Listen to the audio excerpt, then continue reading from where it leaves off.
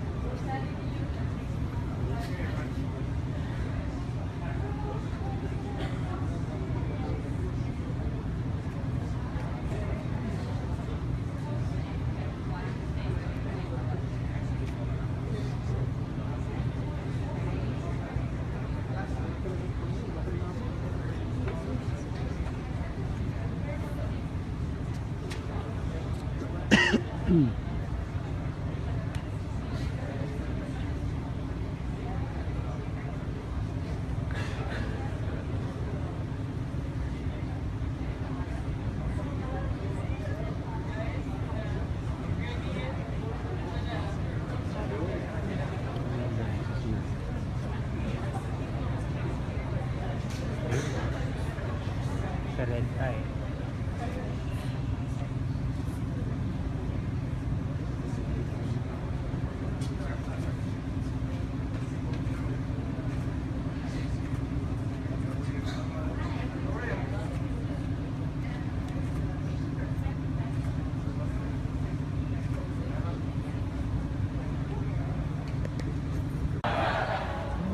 To see you all. You look so comfortable in those chairs. You better not fall asleep on me. Is that a deal? Okay, we'll wake you up and shake you. Throw you in the ocean. I am really happy to be here with all of you. I want you to relax. Or are you planning to do something? You're going to be calling on people? Okay, later. We'll give me a couple of minutes. Anyway. This is a great pleasure for me. I'm really happy to be able to be here to share some people around the world to try to help make a difference. But, and I love your shirt. Look at that. Never too young to lead. Do you believe that? Yes. Okay, you better believe that. Because it happens to be true. Young people, historically, have always made amazing differences in the life of countries everywhere. I know in my country, when I was high school is when I actually first became involved in politics. And then in college, many of our friends, my friends, me, others became involved in civil rights efforts in America, became involved in the environment movement, women's effort, trying to get an equal rights amendment, other things. And we're still breaking barriers, obviously, in America. I'm not allowed to be involved in partisan politics, but I don't think it's partisan for me to say how significant it is that the United States has nominated a woman to lead one of its major parties to be president of the United States. It's a huge step forward in terms of whether you're for her or against her. It's a big moment in the United States of America, and I think and other countries have been ahead of us in that, obviously. You know, Great Britain has its second woman prime minister, and other countries have had leaders. So, and here, AQUINO, I worked very, very closely in the election process here in the Philippines a number of years ago, and during the time when AQUINO was running for president, and NAMFRO, National Movement for Free Elections in the Philippines, was working. Excuse me. And I remember working very, very closely with them in an effort to make sure the elections were what everybody in the Philippines expected them to be. But here it's ocean rather than earth, because more of it is ocean. But the fact is that the oceans, with the fishing that's taking place, fishing has to be done sustainably. And if you don't fish sustainably, if you fish out a stock, particularly during the time of the year and the reproductive time of year, you are depriving yourself, ourselves, of the future stocks of fish. And then all of a sudden, food begins to disappear. Work begins to disappear. Once upon a time in my home state of Massachusetts, while I was still a United States Senator, we had to stop all fishing completely for the striped bass because it was being fished so much it was disappearing. For 10 years, people were not allowed to fish striped bass at all. And guess what? The stock came back. And now people are able to fish. There's a limit on the size of the fish you can take and so forth. And the result is that we have a sustainable cycle of fishing taking place. Well, the same thing is true anywhere and not used for one purpose or another. Now, there have to be ways for us to implement some better rules on fisheries. And that's what we're trying to do right now. I am hosting in Washington in September, on the 15th and 16th of September, foreign ministers, environment ministers, and people will come from all around the world to Washington to join us in a 2-day conference called Our Ocean Conference.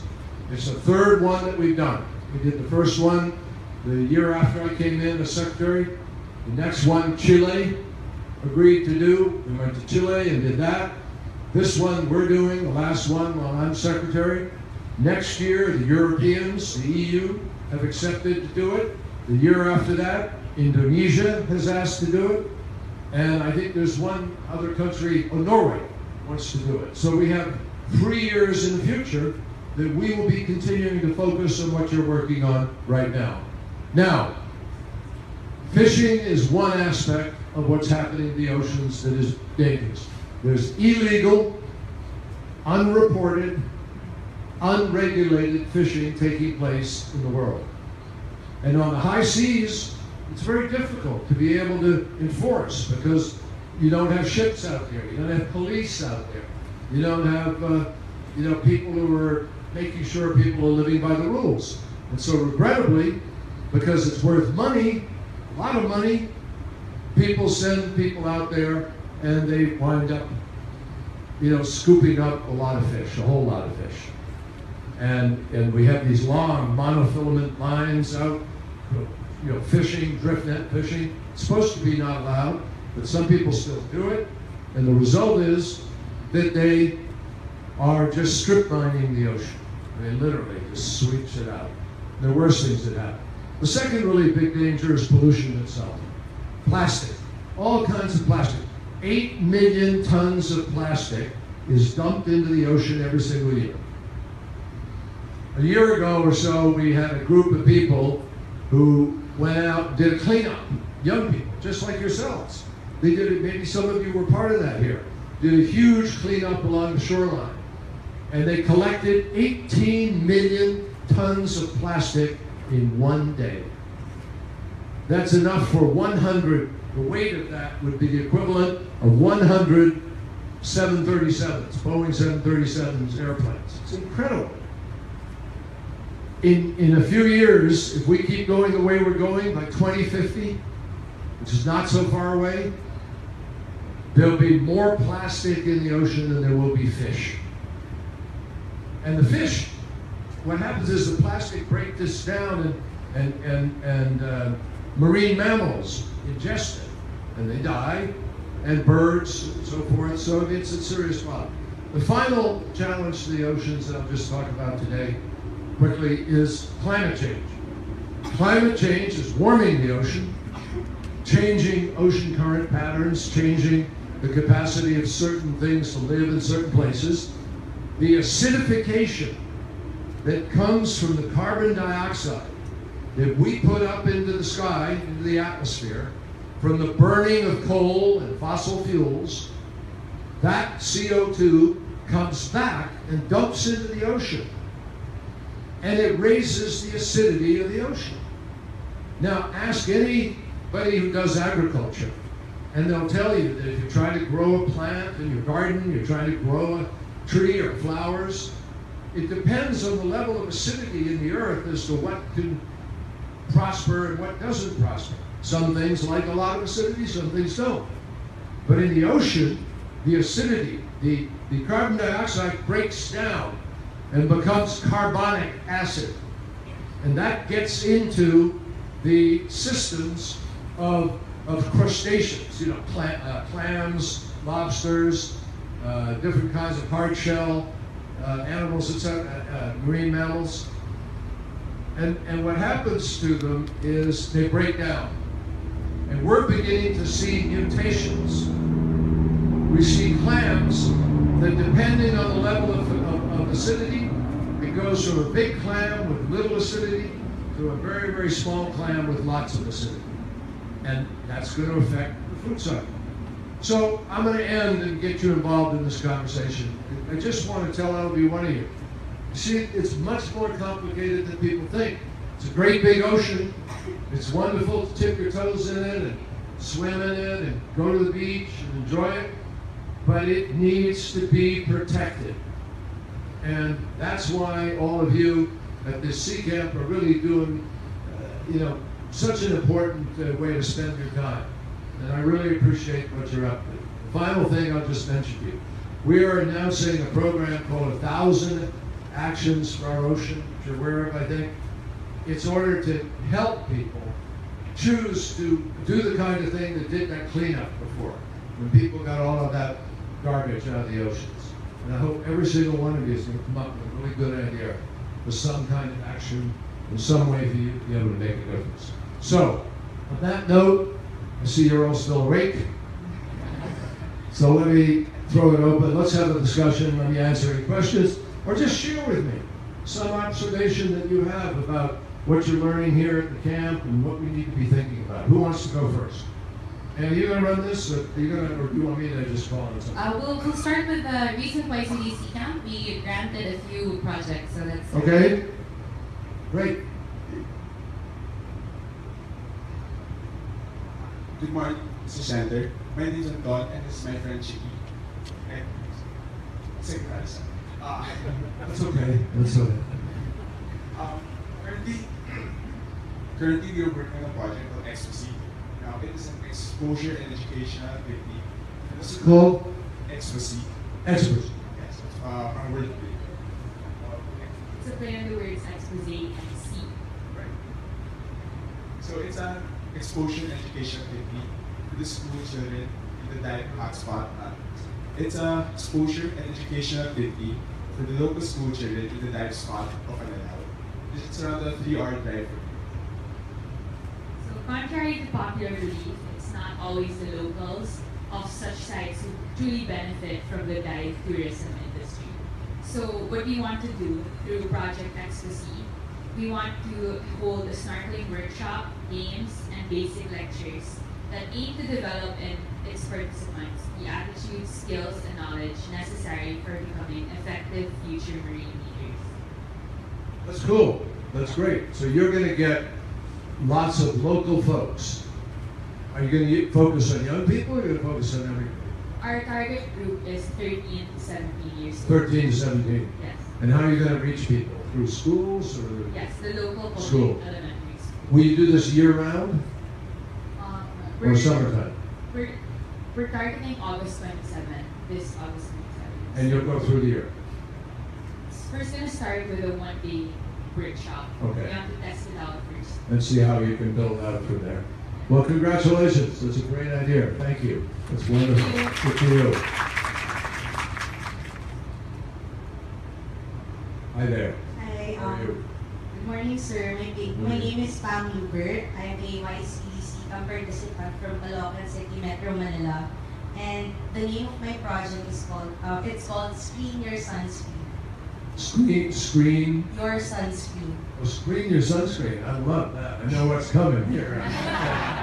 So, Screen Your Sunscreen is a social media-led digital initiative which aims to raise awareness on the negative effects of oxybenzone, a chemical found in most commercial sunscreens, on our coral reefs and marine life.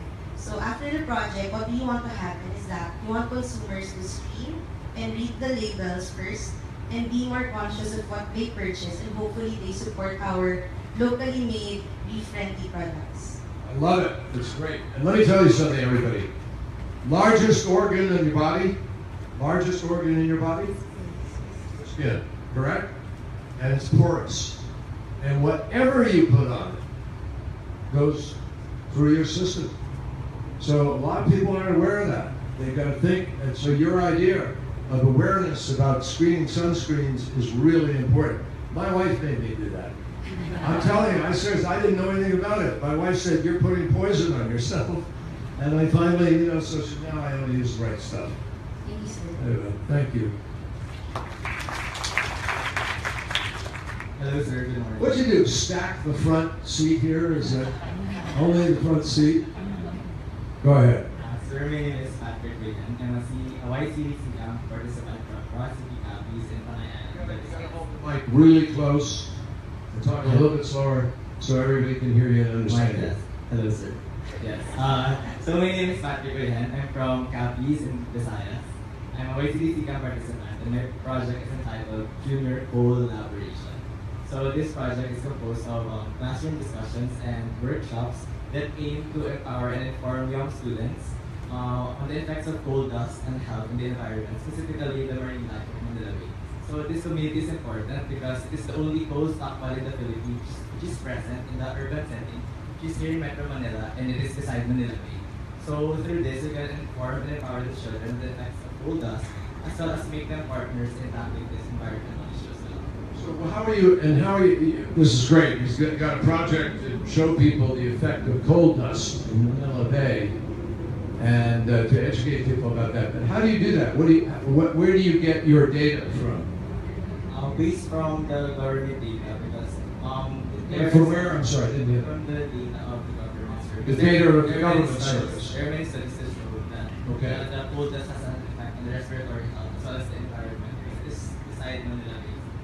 So the waste of the coal stockpile just goes Manila Bay. That's so great. Good for you. That's a huge service to people, very important. Is the government taking notice of those levels and are they trying to do something about it? So far, sir, it's in the process of closing. So there are many NGOs who support the closing of those. NGOs are working on this. But the focus of the project, sir, is young students to empower and coordinate.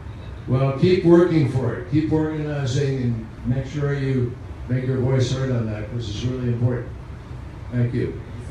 Secretary, I would like to thank you for the time that you spent with us this morning. You kicking me out of here already? I've been instructed to. You've been instructed. All right. Well, I'm sorry it's so short. I love being here. I really love being here. You know you have a busy day ahead, so. Well, I have a good day ahead. I'm going to meet with your foreign minister. I'm going to meet with your president, and unfortunately, it's a slightly tight visit because the schedule is a little bit crazy now. But can I leave you with just one thought? Not more than a minute. You really can make a difference. And everybody needs you. Your country needs you. We need you. We need young people to be part of the political process and make sure it's transparent and accountable, and that people hear your voices, and that political people respond to the needs of people broadly. That's what's so important. And you have a lot of power as young people, and the future is yours. So thank you all for being here and being part of Thank this. you so much. Bye-bye. Nasi sa'yo panalo, maraming salamat. So we'd like to request the C campers to please proceed to the lawn for the photo. Thank you.